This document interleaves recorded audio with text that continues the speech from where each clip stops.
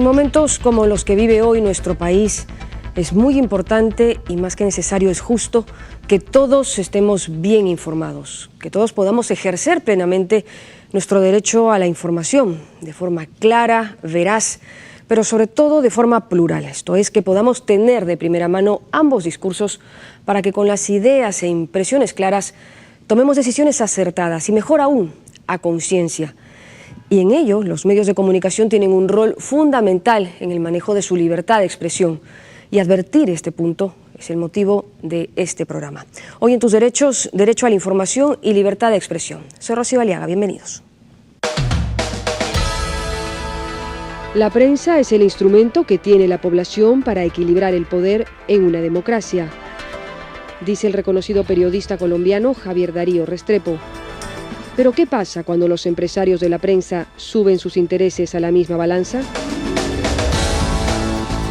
Según la Constitución Política del Perú, toda persona tiene derecho a las libertades de información, opinión, expresión y difusión del pensamiento mediante la palabra oral o escrita o la imagen, por cualquier medio de comunicación social, sin previa autorización ni censura, ni impedimento algunos, bajo las responsabilidades de ley.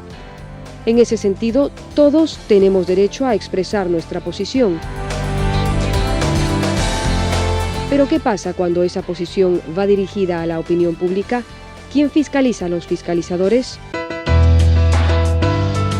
En una sociedad como la nuestra, donde la influencia de los medios masivos es, por decirlo menos, considerable, se debería poner aún más a consideración la calidad de contenidos, sobre todo teniendo en cuenta que usan para dirigirse a la audiencia nacional un recurso natural que nos pertenece a todos, el espectro radioeléctrico, y que el Estado les concede bajo la invocación de pluralidad e imparcialidad informativa.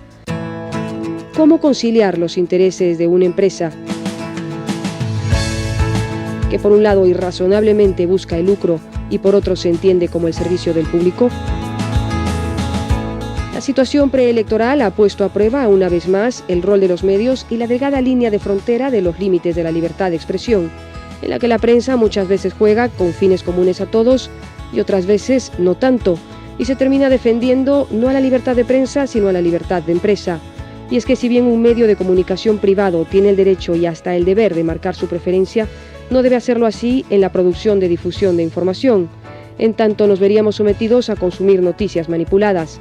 Y aunque todos tengamos el poder de cambiarlos al alcance de la mano, ¿cómo no hacerles perder de vista que el éxito de la empresa radica precisamente en el éxito de la libertad de expresión?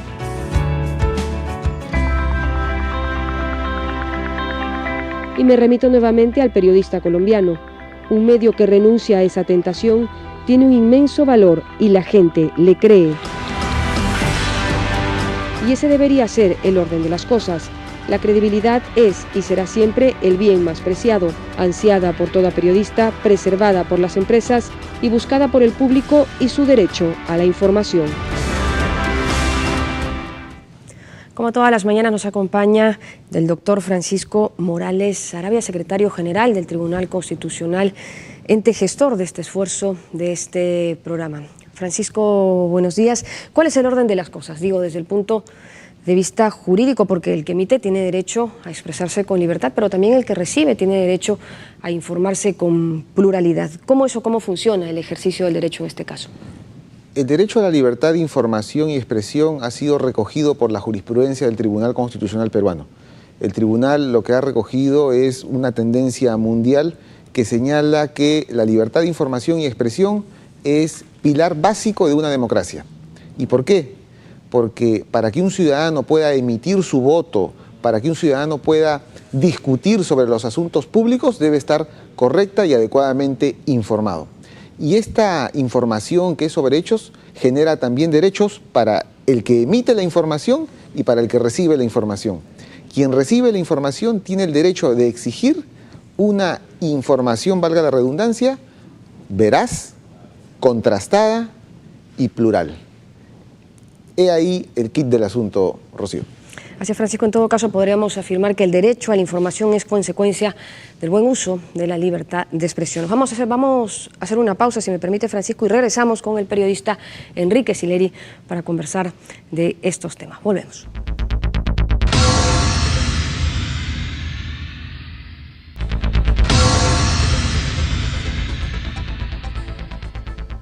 Estamos ya de regreso, amigos, en Tus Derechos para conversar de estos temas, porque estos temas tienen que conversarse. Nos acompaña esta mañana el periodista Enrique Sileri Gibson, quien no necesita mayor presentación, presidente del directorio de la revista Caretas y parte de una generación de periodistas que no ha visto, que no ha vivido ya. Don Enrique, buenos días, gracias por estar con nosotros. El país ha decidido estar en esta polarización. ¿Cómo cree usted la están manejando los medios? Bueno, sí, es un tema.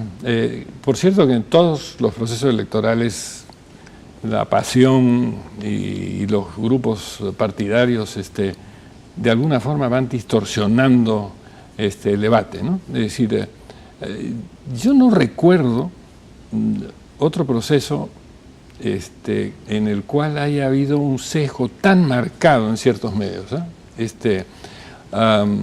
Quizás tenga mala memoria, ¿no? Porque sin duda hay medios para un lado y para el otro, en fin, pero la forma en que en estos momentos se está manipulando titulares o haciendo propaganda, ¿no? En vez de periodismo es realmente extraordinaria, es extrema. Claro, los dos lados tienen la culpa, ¿no? Por un lado estaba la primera, por el otro lado está Correo, ¿no? Claro, yo no sé si esos titulares reflejan la realidad, ¿no? O simplemente son argumentos propagandísticos. Eso es un gran peligro para el periodismo, ¿no? Por la credibilidad del periodismo.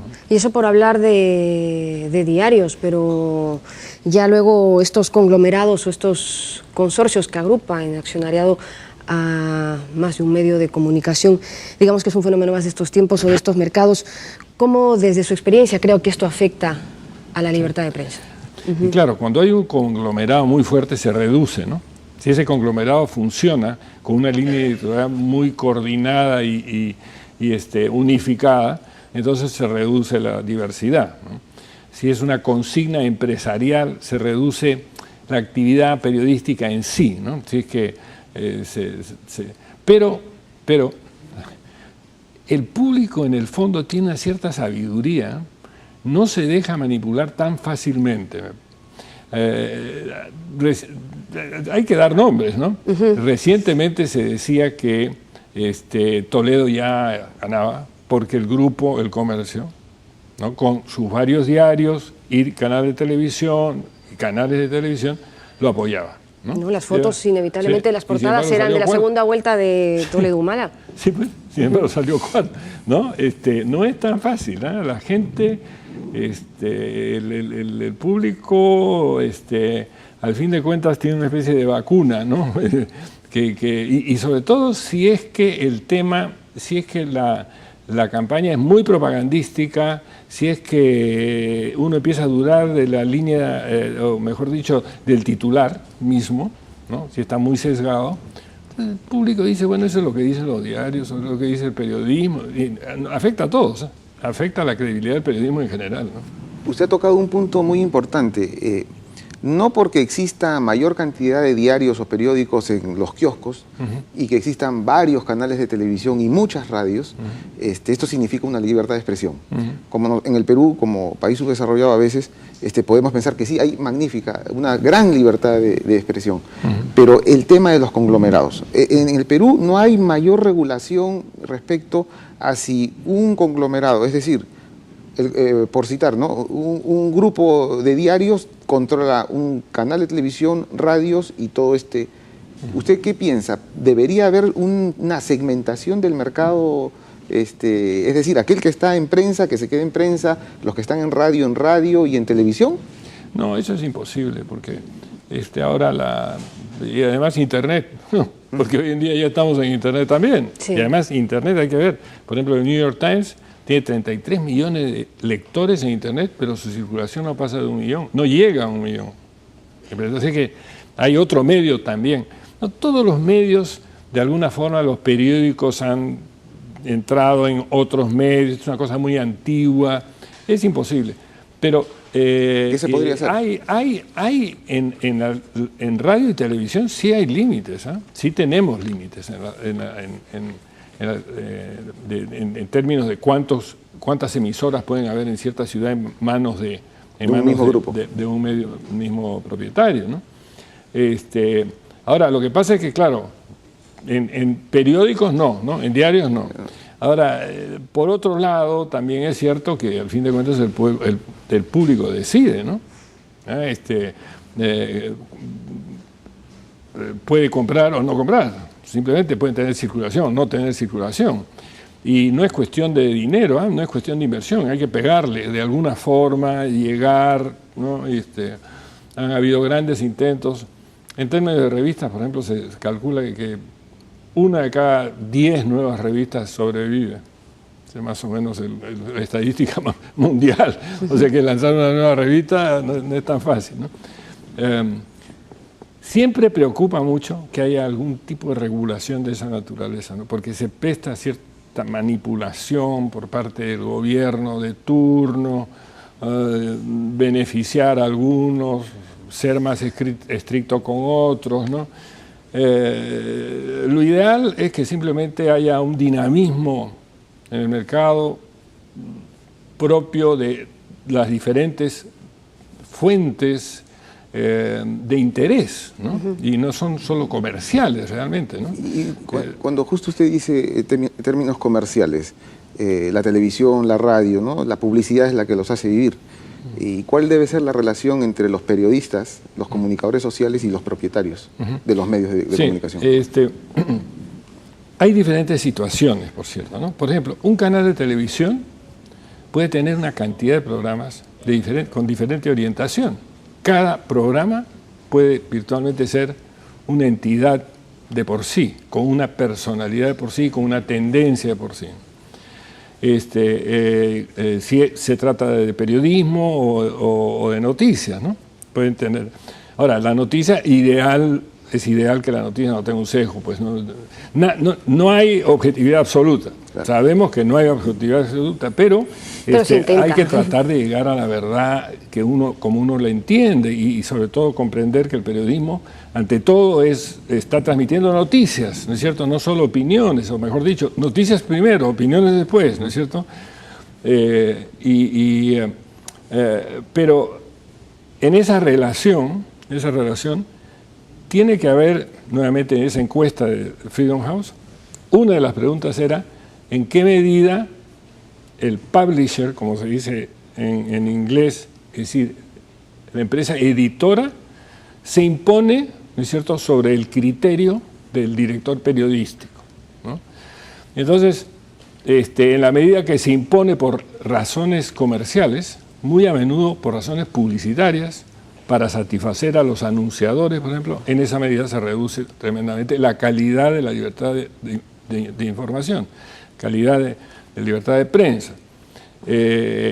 Sin duda que la necesidad de poder resistir, ¿no es cierto?, a presiones publicitarias, por ejemplo, es importantísima. Y a veces es muy difícil, ¿eh? Sobre todo cuando digamos, en tiempos de vacas flacas, ¿no es cierto? Son presiones muy fuertes. Puede haber una presión muy fuerte, ¿no es cierto?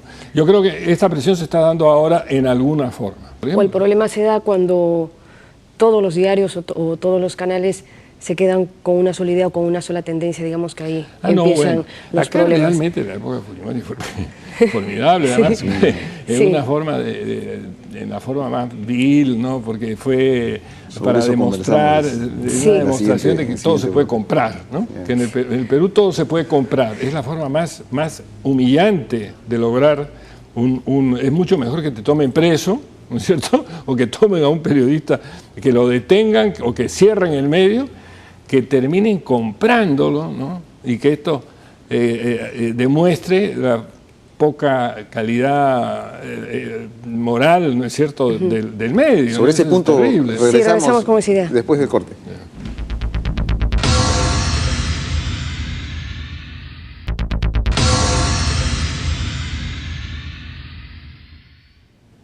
Bien, y continuamos conversando con Enrique Sileri sobre la libertad de información y expresión. Antes del corte usted estaba recordando esta situación que se vivió en el Perú en relación a los medios de comunicación, de televisión, radio, prensa escrita, en un marco de un régimen autoritario. Usted tiene una larguísima experiencia, ha vivido desde la época antes incluso de Velasco, luego el régimen de Fujimori. Y hoy, aunque parezca mentira, también está en el ambiente electoral una posibilidad de retorno a una situación como esta, ¿no? ¿Qué hacer para evitar que esto vuelva a ocurrir en el Perú? Sí, bueno, claro, llegar a Velasco, uno dice, sería totalmente imposible, ¿no? Esa teoría de que existía, que se aplicó entonces, que estaba vinculada a la UNESCO entonces, ¿no? Que en realidad la libertad de prensa, tal como o de expresión, de prensa básicamente, de libertad periodística, no existía en el fondo, ¿no? Que los sectores, habían sectores sociales que deberían ser propietarios, sobre todo de los diarios y de la televisión, ¿no? Entonces, y entonces se armó un enredo, se confiscaron todos los diarios, ¿no? Y se asignó al comercio, por ejemplo, al sector agrario. Y no tenía nada que ver en el fondo, ¿no? Y fue un enredo. La Confederación Agraria, ¿cómo se llamaba? La organización laboral agraria entonces, dijo, mire, muchas gracias por el diario, pero preferiríamos una cadena de diarios, ¿no? de radios, ¿no? Mucho mejor alcance. Por el campo, por los agricultores. Entonces, tampoco se pase la mano demasiado, eso era demasiado, ¿no? No, fue un ensayo destinado a un enredo, porque la gente en el fondo, inmediatamente, si reconoce y sospecha de quién es el propietario, y lo que nunca se puede hacer es realmente, el medio de comunicación es muy débil en defender los, digamos, intereses del propietario, ¿no? Por ejemplo, me acuerdo en la época de Correo, cuando estaba vivo Lucho Velasco, una época absolutamente extraordinaria y desastrosa, porque realmente no le sirvió para nada al gobierno. La gente votaba los diarios, no servía para nada, no podían influir en la situación, hubo unos disturbios y unas situaciones tremendas que no podían manejar, con todos esos medios grandes a su disposición. Quedamos las revistas, como Caretas y otras cuantas, ahí como jugando al gato y al ratón. Nosotros éramos los ratones, nos dejaban vivir, demostraban que había libertad de prensa porque nosotros sí criticábamos, ¿no? Después el tema en la época de Velasco de Fujimori fue de otro tipo, controlar la televisión. Sobre todo controlar la televisión, ¿no?